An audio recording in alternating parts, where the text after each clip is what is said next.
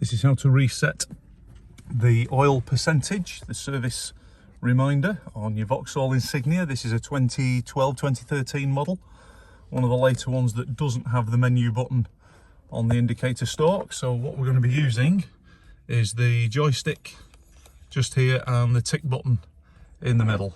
So from your speedo screen, using the up and downs, either way, doesn't really matter. You're going to cycle the way through to oil percent. Now I've just gone up one there, and then we're going to press the right button.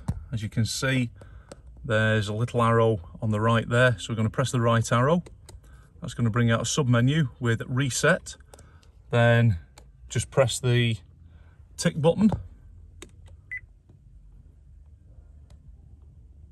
and it's reset.